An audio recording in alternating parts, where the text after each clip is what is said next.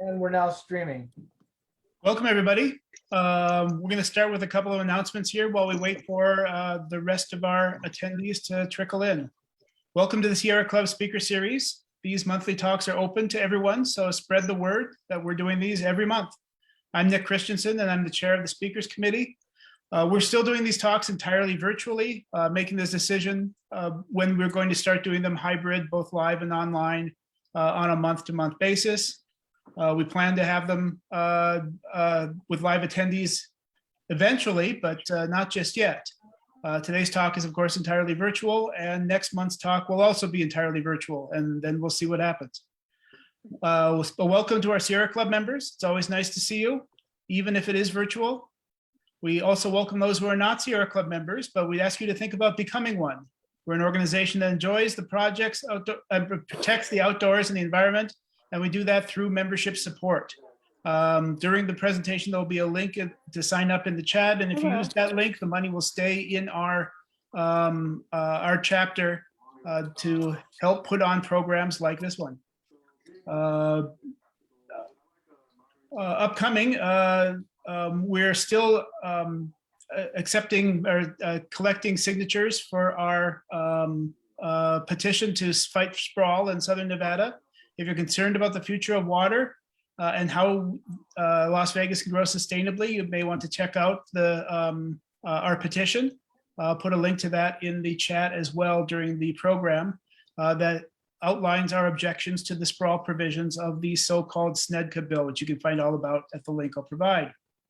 And more information on this and all of the other things that we are working on are available at the Sierra Club, Toyabe Chapter, and Southern Nevada Group websites. So bookmark those and check those often to see what's going on. Next month's talk is going to be on Wednesday, January 19th, 2022. Our speaker is going to be Dr. Dustin Mulvaney, Associate Professor of Environmental Studies at San Jose State, and the author of the book Solar Power. This one here. He's going to be speaking on the intersection between solar power, the environment, and environmental justice. These are issues that are extremely relevant to what's going on in Southern Nevada right now, and I hope folks will turn out for this. I think it's going to be extremely interesting. During tonight's talk, if anyone has any questions during the talk, please type them into the chat either on Zoom or Facebook, and we will get to them at the end.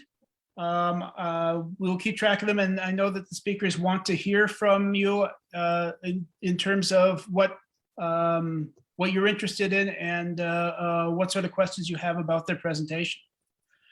So now I'd like to introduce a member of the Sierra Club Southern Nevada Group Executive Committee and multiple award-winning director of Desert Apocalypse, Justin Mcafee, to introduce tonight's speakers. Justin? Thank you, Nick. My name is Justin Mcafee, and I am the conservation co-chair of the Sierra Club Southern Nevada Group. And so thanks for letting me have a word before we begin. I don't think I need to tell the people attending this presentation how dire the situation is on planet Earth. The climate and biodiversity crisis are the greatest threat and challenge to the viability of our species and the future of life on this planet that there's ever been. Scientists are already calling this period the sixth mass extinction, comparing it to the time the dinosaurs disappeared along with 3/4 of all species on the planet. So, we like to focus on the carbon dioxide that we spew into the air from burning fossil fuels, but the truth is that CO2 has been on the rise for 8,000 years since we started clearing native forests and grasslands. We should no longer sugarcoat the reality. These challenges cannot be addressed with a few band-aids and business as usual. We must restore the vast natural systems that allowed CO2 levels to be reduced to the climate stabilizing levels that allowed humans to evolve in the first place. Scientists at the United Nations Biodiversity Convention have stated that in no uncertain terms, we must rewild vast areas of the planet. The assumptions of economists that we must continue growing and consuming more year after year needs to be fundamentally rejected. Global trade systems not only expend resources and contribute to fossil fuel pollution, but they are at risk of collapse under climate change conditions. So For these and many reasons, including social justice itself, rethinking how we secure food for our communities is an urgent necessity.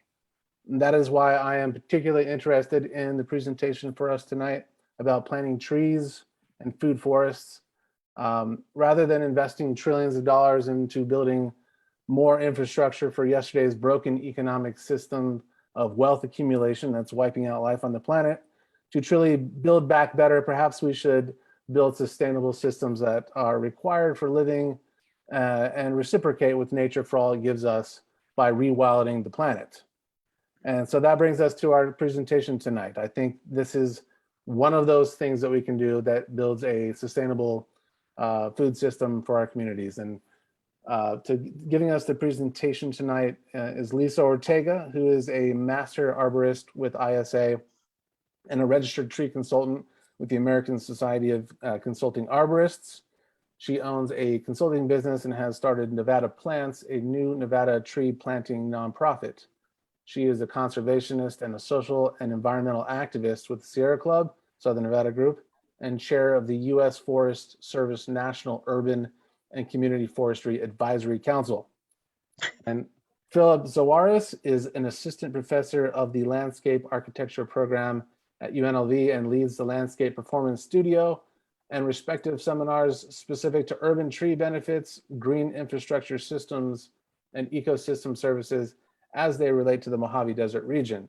He has worked on several funded research projects with governments and organizations ranging from the Nevada Division of Forestry, the Nature Conservancy, the City of Las Vegas, and many others.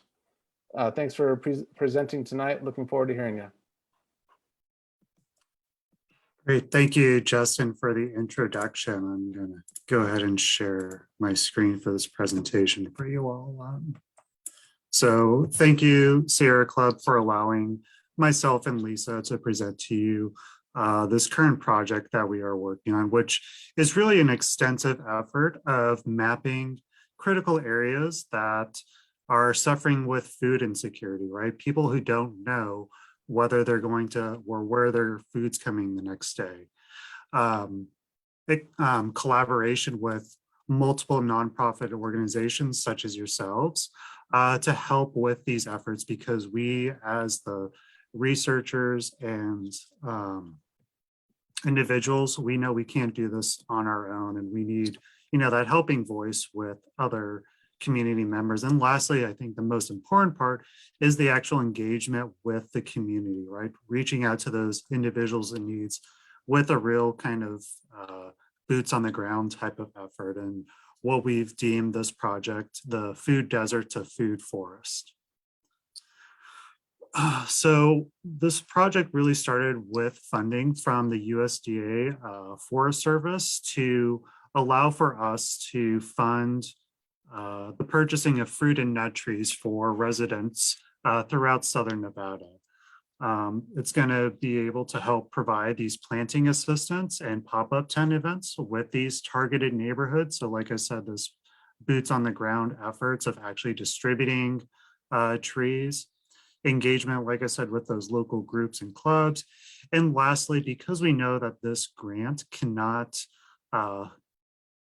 completely fulfill, I think, our ambitious goals of really greening up the city, we know this is going to be a multi-tiered and phasing effort. And so the goal too from this exercise is to, be able to provide the municipalities and other city leaders with some strategic maps on where planting can happen after this initiative is completed, as well as guide our efforts for future funding opportunities.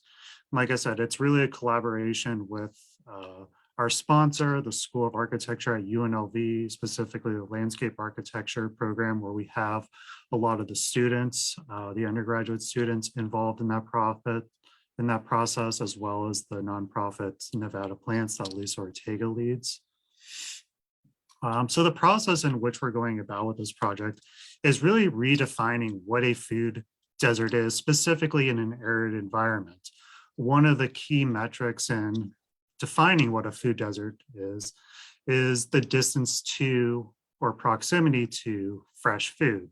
And I don't know about you, but whether it's, a couple 100 feet or 10 miles, I'm most likely not going to want to go outside to walk to the grocery store. So I think these kind of things that really deal with the context of our, you know, harsh weather conditions can have a huge limitation on access to food deserts or access to food, fresh food, which other places don't really consider. So I think removing the standardization of what a food desert is was the first step of this process. And then we can start to take all these different unique factors that we've gone through in this process, which I'll go through more.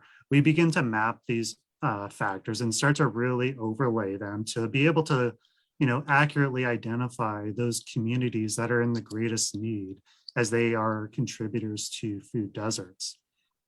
That then helps lead to the next phase, which we are actually just beginning, is engaging with those community members within these respective communities or have support for those specific areas and communities to help with that communication process and advocacy.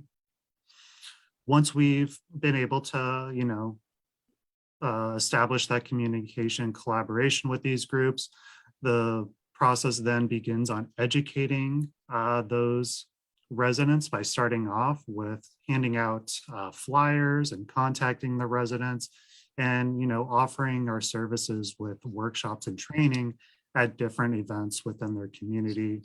And like I said, then there's the sustaining of these efforts by, working with the municipalities to ensure that this isn't just a one-year effort. There is a lot of precedents for out there that kind of look at ways in which communities begin to address food access, whether it's, these educational programs for school children to, integrate that within the curriculum.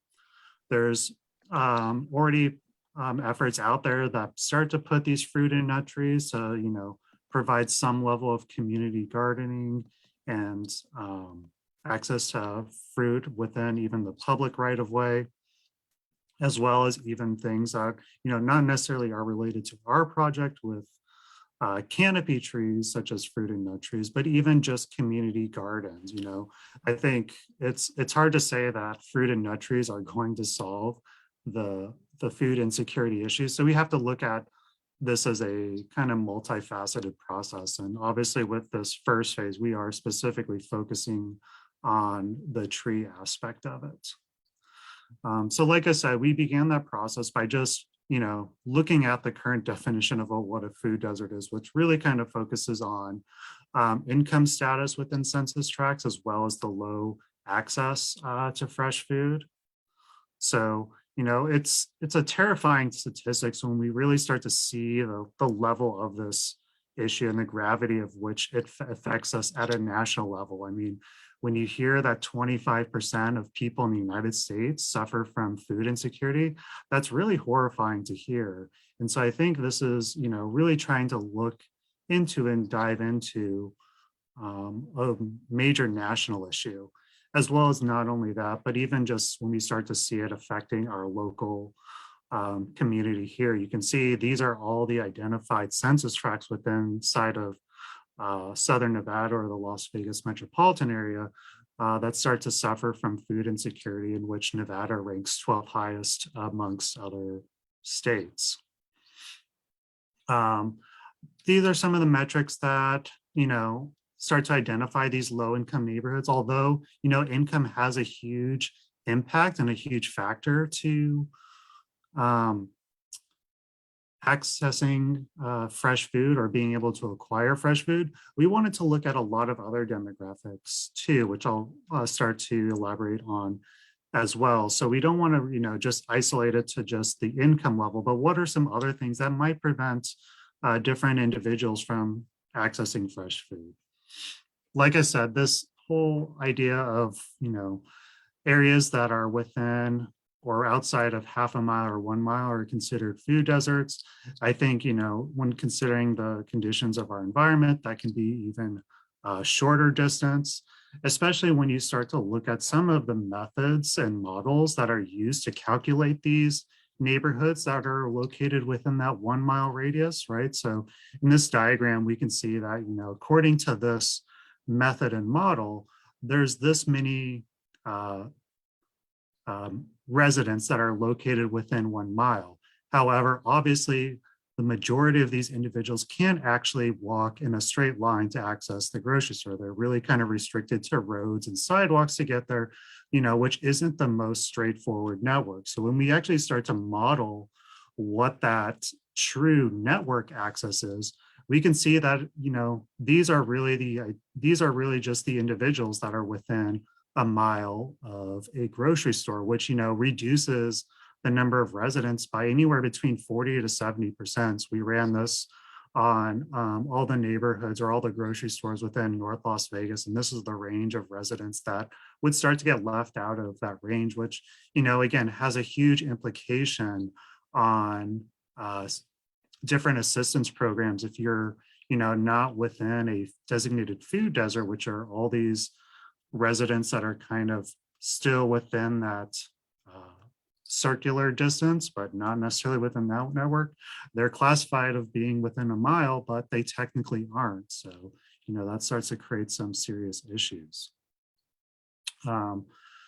Again, other forms of low food access have to deal with, access to vehicles, public transportation.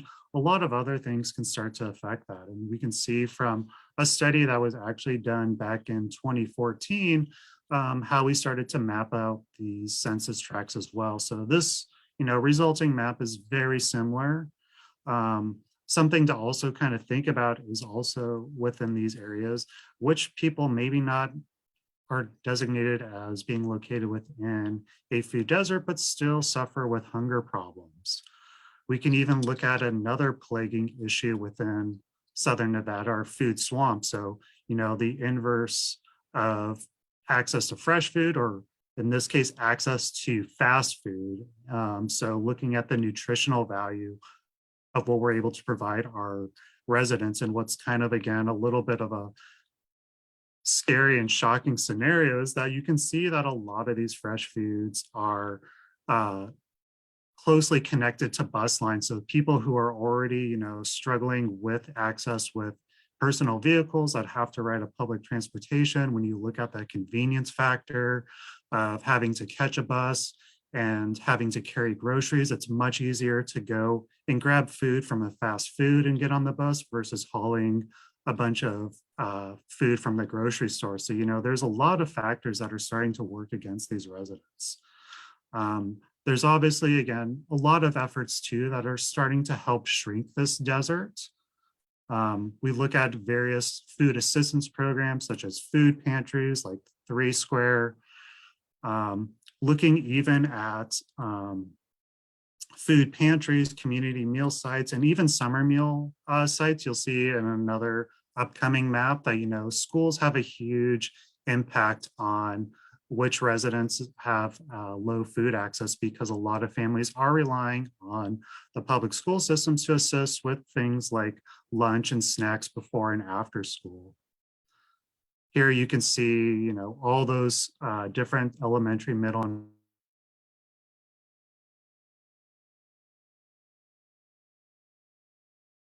oops, I don't know, I got muted. But you can see here how those start to help with the shrinking of that food desert as well. And so we, again, applied all those factors in that previous study to help identify that shrinking of the food desert. And again, this was back in 2014, which initiated some of these rethinking of the food desert, but now we've taken on a much more extensive process to help do that. So working with our undergraduate students, we began that process by revisiting that definition, looking at some of these key factors and metrics for a food desert, and starting to really reevaluate it and add to it. So these are some of the other things that, don't necessarily fall within that standardized definition of a food desert, but, things that the students have felt were really important for consideration in the mapping process.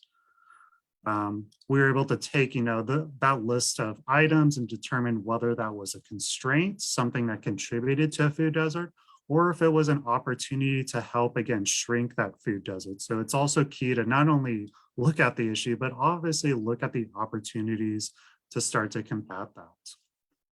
So I'm just going to quickly go over some of these things because it is quite extensive, but you can see the mapping exercise of us beginning this process of looking at all these different factors. So here we can start to see the grocery stores and the census tracts that are closest to it. In all of these maps, you'll see the dark greens indicate low contributions to food deserts versus the yellowish beige color indicates high contribution to food deserts. So areas that are of that lighter gray tone are more or less our communities of critical need and have access and have low food access. Here we can again see the contributors to low access by looking at fast food restaurants, public transportation routes, looking at our development trend of urbanizing our outdoor environments, so having a lot more impervious surface conditions that contribute to urban heat islands to make those conditions much harsher. It shouldn't be much surprise that the center of Las Vegas has high contributions to these albedo or temperature ratings. We compare that to the opposite of our tree canopy, where we can see the majority of our tree canopy exists in the Summerlin area as well as in parts of Henderson. Here's the street right-of-ways in terms of the extensive network that provides access. So this starts to look into the different census data, such as, again, income, levels of poverty, age. So these are some really great things that the students developed that, different age groups, whether it's minors that, rely on their parents to get groceries. So, large families can be very restricted in that sense, as well as elderly individuals, people who are relying on another type of food assistance program where they can't individually do so. Disability, unemployment. And so we've taken, again, all of these different factors and begin to tabulate them using this linear combination method of using those rating systems to determine which ones have the highest contribution. And as a result, we can see here what the Las Vegas Valley looks like in terms of high contributions to food deserts. So a lot of central parts of Las Vegas, as well as the east parts and along Boulder Highway. We've then been able to filter that down to, our top critical neighborhoods or areas in needs based off of some of this information. So again, the areas in this yellow beige color are the top 10% of these communities that are suffering with food insecurity. And then the light green are the top 15%. And, I think it's important because of this is a mapping exercise that, looking at too much information could also lead to what we call paralysis of a project where there's so many constraints that it can limit, our findings. And so this is, again, we're, looking at how individuals that are elderly or minors, so different demographic groups, I think it's in the end going to, result in different outcomes. And I think it's important to address those different demographics a little bit differently instead of, again, kind of grouping them all together. So that's also part of this process as well.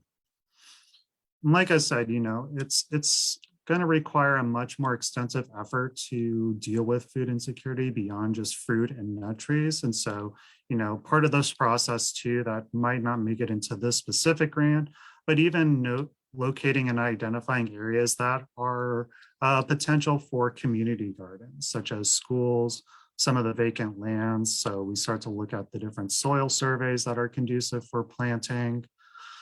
We start to then, what's been good about this mapping process is that all of these census tracts have been organized within their respective municipalities. So it's easy to identify which of these census tracts are located in their respective cities. So we can go directly to those city leaders and assist them or guide them for future efforts in planting. And so I'm going to hand it off now to Lisa to guide the remainder of this presentation. So if you want to just tell me when to go to the next slide, we'll do so. Okay. So our meetings are starting soon. And one of the points of planting fruit and nut trees is to build community through trees and to also feed the community through trees. That we plan on working in a neighborhood kind of way, that we do blocks at a time, that we can do early fruit, medium fruit, late harvested fruit, so that there's something on the block going all the time. We want to build awareness through the press and nonprofits. We're going to use a door hanger, bilingual or more if we need to initiate contact with the residents. So that'll be happening around the end of January. Next slide. So we have to do some ground truthing, and not all sites can receive trees, especially immediately. So if they're a candidate, that means they have irrigation, and we drop the flyer. That means we can add to the irrigation. It doesn't necessarily have to be like, where's your irrigation? And then, you know, maybe we'll give you a tree. I think we did call it the low hanging fruit, sorry. But we'll go for those first, and ones that we can move the irrigation. And then we've got some other ideas for those that don't. But like, if you look at this house right here, you know, what do they have? It looks like they probably had some irrigation. What would they want? What do they have space for? And so what would work and what would flourish on that aspect? Also, can we do some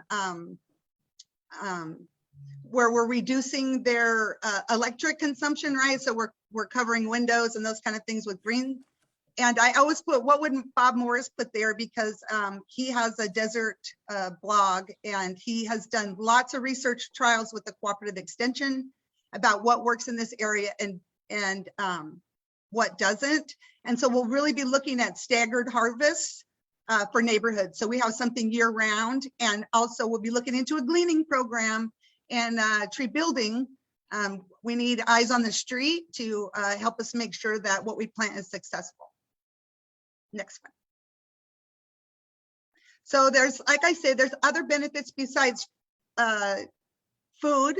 There's also, you can go to this iTree suite in iDesign. You can type in your house, and then you can tell them what kind of tree. And as you move your cursor around the site, it gives you kilowatt energy savings.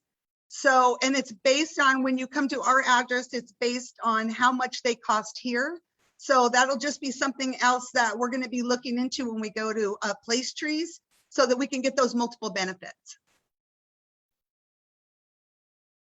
And so, you know, there's tremendous benefits for air quality, most especially stormwater, energy savings. They clean the air.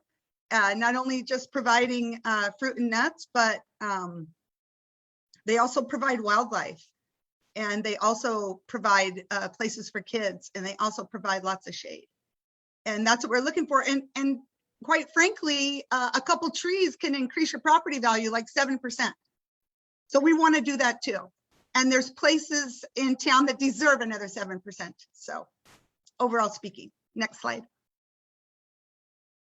And then what are the other issues that we're facing putting this grant out? We don't all look the same. Our board doesn't look the same, and our board doesn't look like everybody.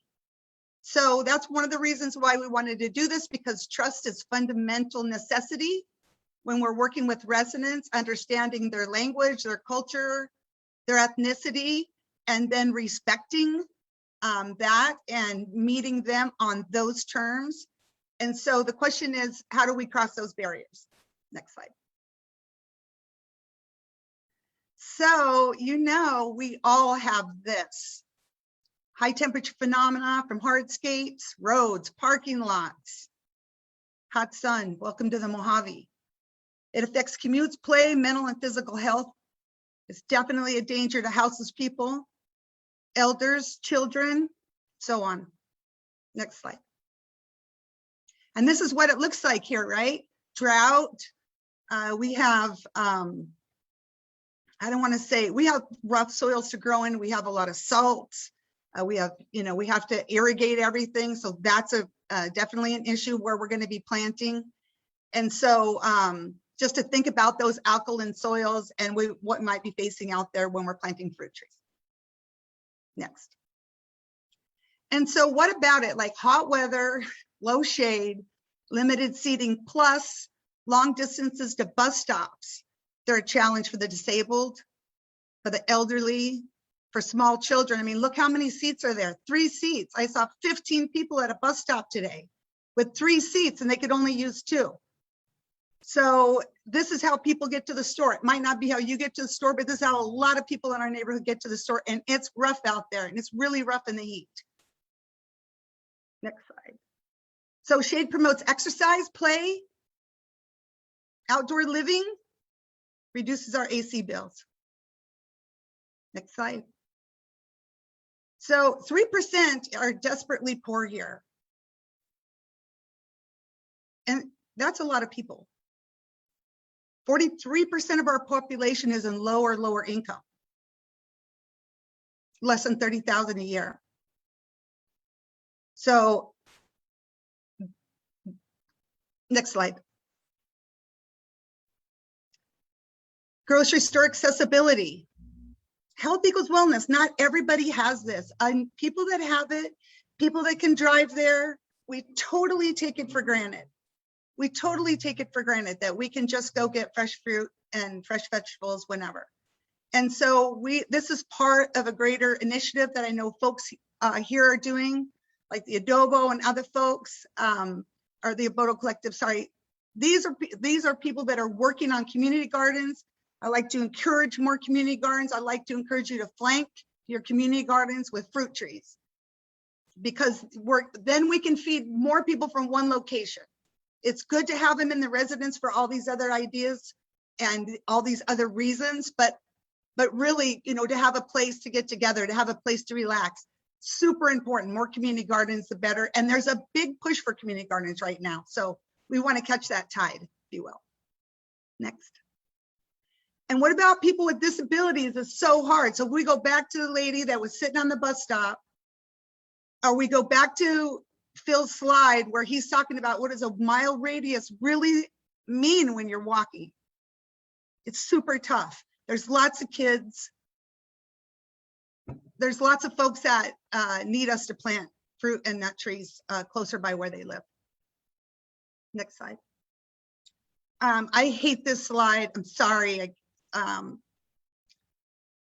So what happens is when you don't have fresh, when you can't get to a store, then all the fast food moves in. And I can't say it's as cheap as it used to be, but it's cheaper, and it's a way to, it promotes obesity. And I'm sorry, I just hate this slide because there's lots of reasons that we can become healthy, like knees and backs and necks and shoulders and all those things. And so we need to bring something more local, much more local. Next slide. And yeah, victory gardens. I mean, World War II, right? That was it. That's what it was all about. And kids need fresh food for their mental and physical health, for going to school. I mean, the school supplies some, but they need it in their own yards. They need it in their own neighborhoods. Next slide. And how about senior citizens? They certainly may not be mobile, hard to get to the bus stop. They might be depending on somebody else. They might not drive anymore, fixed income. And they are certainly vulnerable to our excessive heat here in the Mojave, big time. Next slide. And how about that unemployment that we talked about? How about that poverty level? It affects everybody. Unemployment affects families of all races, religion, ages, and sex. Welcome COVID. That's one thing I learned when I was doing the Holidarity drives. You don't know who's can't find their next meal. This cuts across high earners, medium earners, low earners. This cuts across everybody. We've seen it during COVID. This is a tough time. And these are things that we can make a change in these neighborhoods. Next slide. So I'm hoping, I know I see a lot of folks here who are with other organizations, and I'm so thankful for you being here because our partnerships are key. I don't expect, I mean, I'll be there, but I don't expect that me, Lisa Ortega, can have as much outreach as some of these nonprofits who are already working in these areas. We've got folks that work a lot on the east side. We have folks that work on the west side. We have folks that just focus in Henderson or North Las Vegas. We need you, and we need you to focus on your area or areas as large as you would like to do, or as many teams as you would like to help. We're going to break it down into geographic teams. And so we want to make sure that part of what we're doing isn't not just pushing trees out, that we're working with nonprofits who work with areas to get the trees in the ground. So if you do A, B, and C, you might as well do D, right? You might as well do fruit trees as well. So we're really looking for that synergy in these areas. Next slide. And you're out there, and this is some, just to name a few. Sorry, Aboto, I know that's the wrong one. I didn't get a chance to fix it. And there's more folks than this. I'd like to shout out to Solidarity Fridge. I like to shout out to ASLA, Green Our Planet. I like to shout out to so many of the people who aren't on this list. And I ask at the end that we can get you on this list and you can identify where it is that you want to work and how you can help. We would really appreciate your help. Next slide. And we're going to be working with Angela. Angela just retired. Gosh darn. So we want to do pop-up tents. We want to do block parties. We want music. We've got people who know how to plant trees. We need people who, one, know how to have a good time, and two, can reach out to the community, and three, can make it a lot of fun. That's really what we're about. We really want to have these really great neighborhood events, and Cooperative Extension is a big partner of ours, and they're going to help us because really, who's got the, we'll be boots on the ground in the first, we'll be boots on the ground after that, we'll be putting them in a software called Tree Plotter.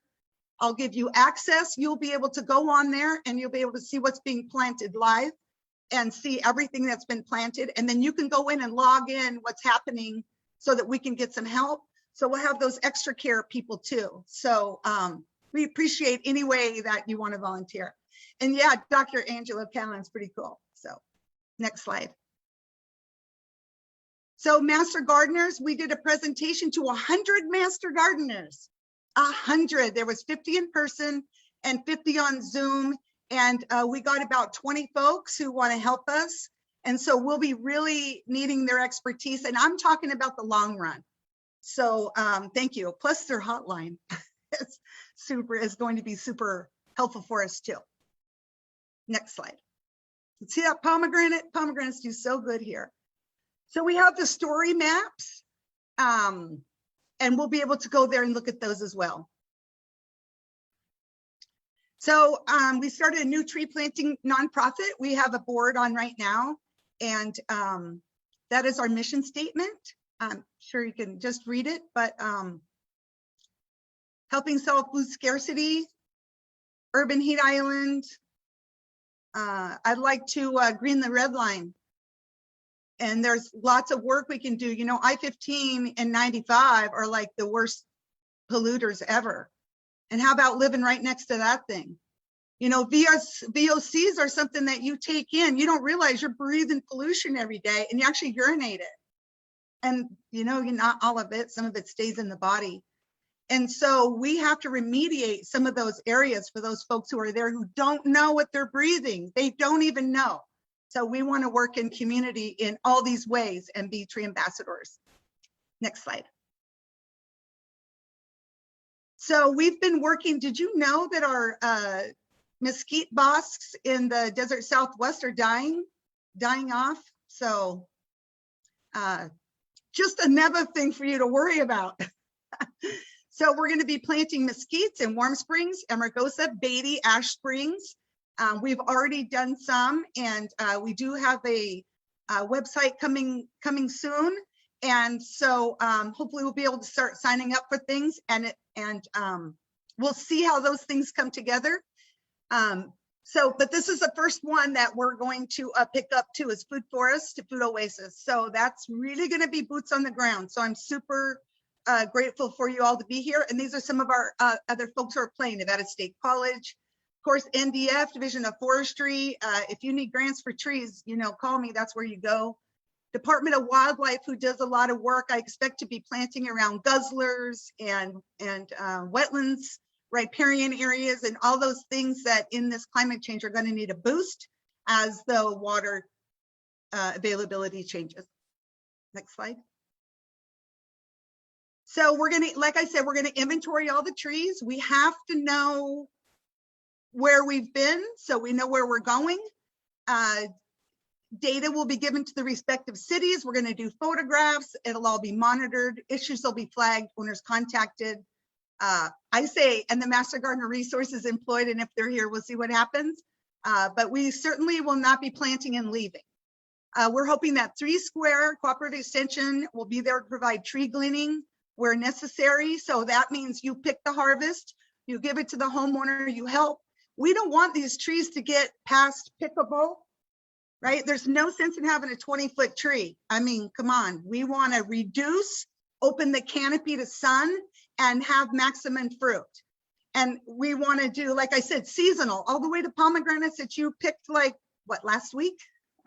So we're going to need a lot of people, a lot of creative ideas, and some longevity here to make this happen. And it's really not all about Nevada plants, it's really all about you guys too. And so that's really the point of it, that this is a collective and a cooperative that we can work together. And I'm super excited about that. Next slide. And I should have changed this, but thank you all for being part of this collective energy and for working with issues in the Mojave, in the Las Vegas Valley, environmental issues, social issues. We've got a lot of work to do. I'm just appreciative of all the professionals out there in the landscape industry who endure our summers every single year. And they make a difference, and they make a positive contribution to our communities, as many as you do here. I also see ASLA in the house, so American Society of Landscape Architects, so thank you. And as my last slide, I want you to know that we're doing a Food Desert to Food Oasis, a tree working group. You can be part of this or not be part of this. You can email me at lvtreelady@gmail.com and we'll fit you in. I think lately we figured out there's some parts. So we're going to need, for instance, a planter. We need somebody to go out and put the actual thing on the door, boots on the ground. Then we need somebody to talk to the homeowner.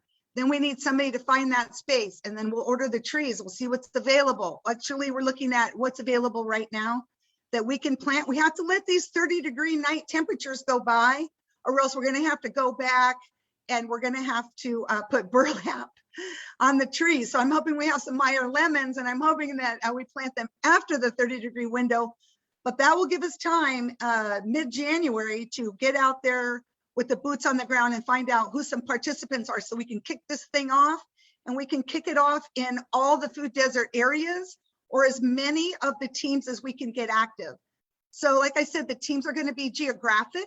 And so we'll be looking to you to provide expertise and work where you want to work, where your constituents are, or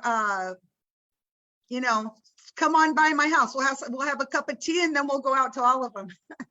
So I really appreciate you being here, and I appreciate you being part of this dream we have. And Phil, thanks so much for the research, and for the UNLV students, and for Sierra Club and all that y'all do, and all the other groups that are here. I really appreciate you. I want you to know that. I super appreciate you. This isn't a one group thing. This is an all of us thing. So much appreciation. And I gotta say, the grant trees are funded by the US Forest Service, because that's what we do. And these are all for private property. So there's 100 and how many trees, Bill? 170, 180? 200? Yeah, 160 current that can be directly funded.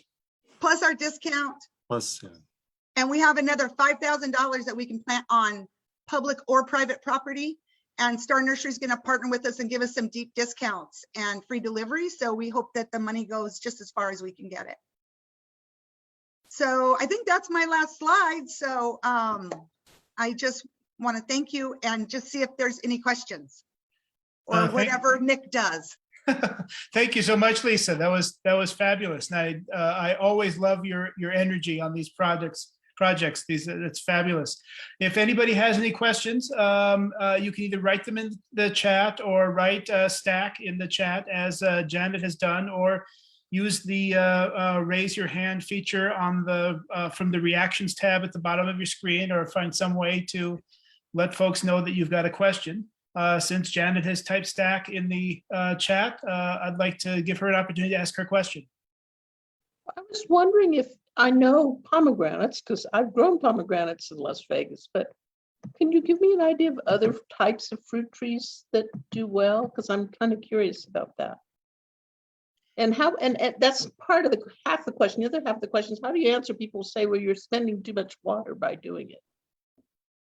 So first, I don't know if you guys have been to the any of the orchards that are here, but we're really going to use Bob Morris's list, and that has apples and pears and apricots and figs and pomegranates and lemons and limes and kumquats, and we can grow almonds, and we can grow pecans and pluots. Thanks, you guys, and peaches. Both stone fruit and yeah, lots of the stone fruits. You would be surprised how many things grow here that people are not aware of. We grow great. We grow pistachios really well too. Some things we need two. We need a male and female tree to produce, and other things are self-pollinating. And so we'll be aware of those things when we go out, so we don't give a non-producer. And I forgot what your other question was.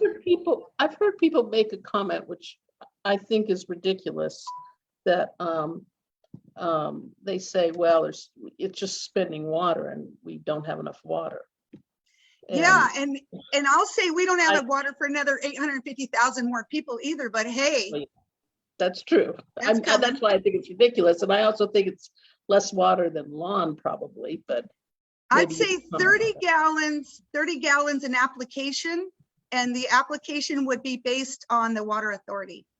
Yeah. Now, we have 30 gallons once a week. I mean, it's chillier now, so I think that'll make it, and that'll be something that we'll have to monitor. But know that SNWA, if you're out there giving other applications, I mean, especially on new stuff, they're okay with that.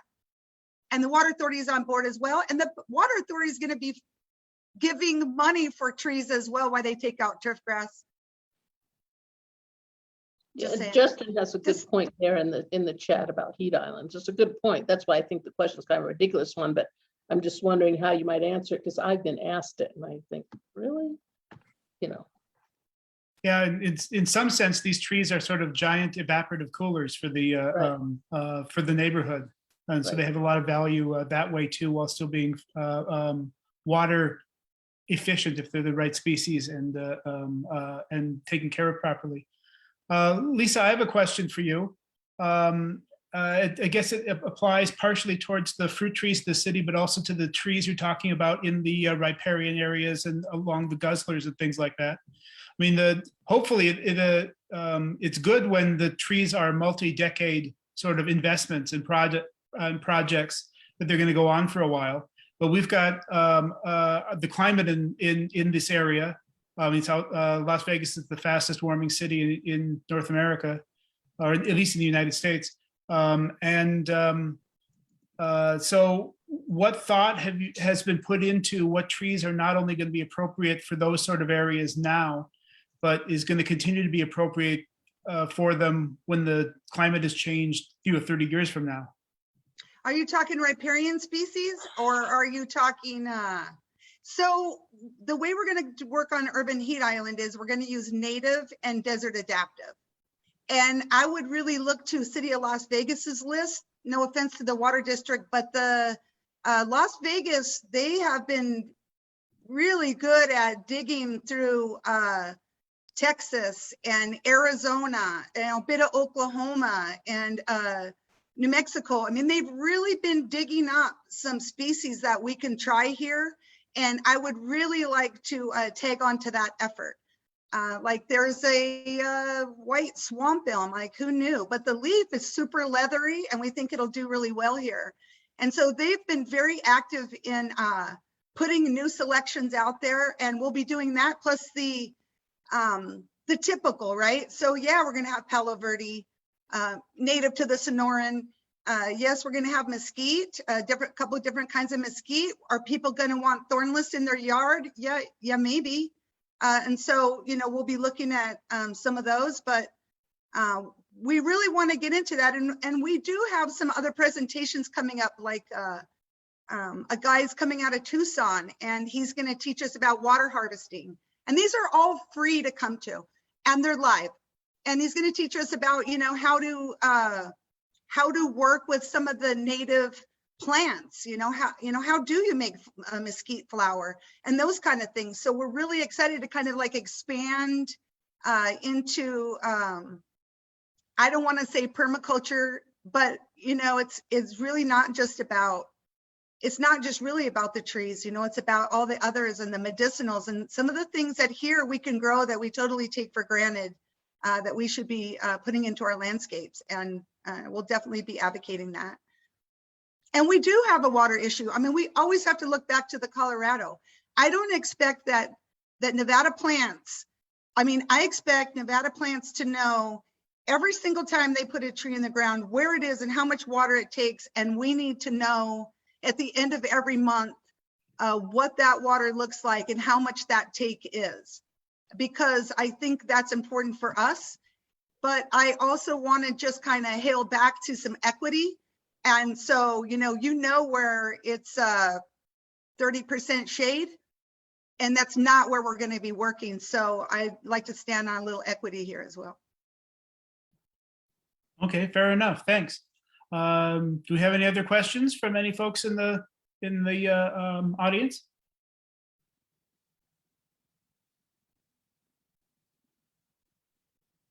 This is Jody Tyson. Hi, everyone from 3 Square Food Bank. I just want to say I'm so excited to see everyone here and to have this conversation. Oh my gosh, you just don't know how happy I am to see our work kind of like put in front of me. Like I'm like, oh my gosh, and I'm not even presenting it. Like it's amazing. Thank you, Philip. You did an amazing job. And Lisa, your advocacy is just always right on course. It's just great. I also just want to say too, a couple of things about gleaning. The food bank is often asked if we can help with gleaning. We distribute about 57 million meals every year, and that's every meal is 1.2 pounds. So we're really at about a 70 million pound food bank. And I want to say that our goal is that 40% of the food that we put out is fruits and vegetables. Not all fresh fruit and vegetables, but fruits and vegetables. And we only count canned vegetables if they're not packed in sugary juices. Lisa, that's for you. But I just want to say too, we're often asked about helping with gleaning, and we are so focused on making sure that we put out the most amount of food for the most amount of good for the most amount of people. And so we really are excited about this project, but we will really be looking to the community to help with that gleaning effort. When those fruit trees are so big and so heavy, and those people can't take all of that fruit and do something with it and want to be able to be generous with the abundance of that fruit to others in their neighborhood, we want to be able to accept that food at the food bank and then help distribute it out to the community. But we really aren't equipped to really help with like that gleaning process. So that's why I wanted to make sure that I noted that the governor's office recently released $30 million in potential grants for nonprofits in Nevada. And food security is one of the things that they specifically called out for, that they want grant applications for. And this is such an innovative project. And so I would say if there's an opportunity for another 160 trees, go apply for it. But I also would say if there's an opportunity for Sierra Club and other groups to start up, maybe ask for a volunteer coordinator or somebody who can like help make sure that those trees can be gleaned and that fruit to be donated to the food bank or to the neighborhood pantry or something like that. That would be amazing. And this is the kind of thing that we can do to help make sure that that abundance of growth that happens in our valley just continually gives out to the community, to the people whose yards those are in, but also to the bigger community. So I am so excited about this project, and I can't wait to be part of the Henderson group. Lisa and I are talking about how can we create our Henderson group. So, so definitely keep us informed. We want to be part of the project. We will be part of the project, but we're really hoping for your help and contribution to keep that gleaning process going. You know, our map is your map. I know. I'm looking at it. I'm going, oh my gosh, this is so amazing. In all intents and purposes, we're all working in the same area. I know. And It's so, a beautiful thing. and we want to make sure that we get produce when the time comes, we get produce that's acceptable, and we are able to work with you on that back end too. So it'll take some meetings and some planning, and we'll get it done.